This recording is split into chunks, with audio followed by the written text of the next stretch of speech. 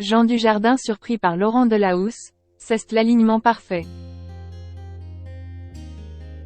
Ce 19 mars, Jean Dujardin était l'invité de Laurent Delahousse dans 20h30 le dimanche, sur France 2. L'occasion pour l'acteur actuellement à l'affiche de l'adaptation cinématographique de Sylvain Tesson sur les chemins noirs, de se confier sur sa carrière et sur sa vie personnelle. Jean Dujardin est actuellement à l'affiche du film Sur les chemins noirs, adaptation cinématographique du roman de Sylvain Tesson. Une histoire de détermination et d'humanité, de voyage et de remise en question.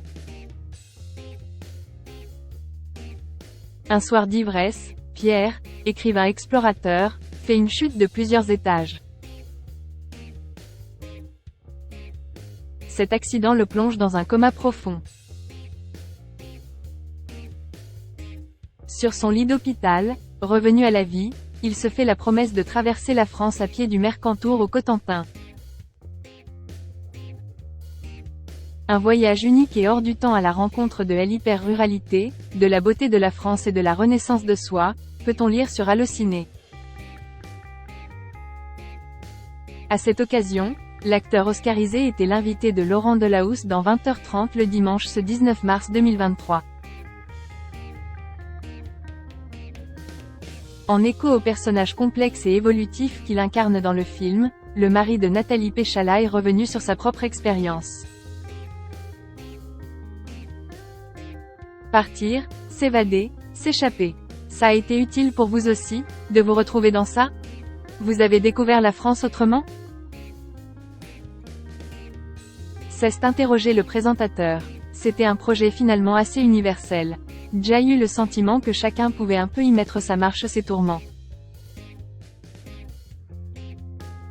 A répondu l'acteur, relatant cette expérience hors du commun aux côtés de Sylvain Tesson qui lui a permis de se laver la tête. La nature comme thérapie, ALE accent aigu CRAN comme dans la vie. S'il incarne un rescapé du coma qui entame un voyage à pied à travers la France dans Sur les chemins noirs, Jean Dujardin n'est pas si étranger à son personnage dans la vie réelle. Alors que Laurent Delahousse lui avait réservé une surprise sur le plateau de 20h30 le dimanche en diffusant une vidéo de ses plus proches copains lui adressant de tendres messages d'amitié. L'acteur s'est confié sur cette psychanalyse douce et agréable d'Emis qu'il entame une fois par an avec ses acolytes. Quand on marche à 6, on peut parler, on peut se dire les choses, ça ne fait pas mal et finalement, arrivé au bout du chemin, on pu causer, on a pu vider son sac.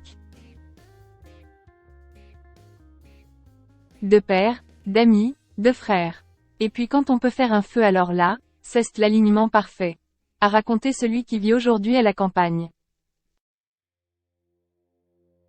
Une vie à l'écart, dans les arbres, loin des tumultes du cinéma, duquel il se réjouit de faire partie, mais qu'il ne laisse jamais l'envahir.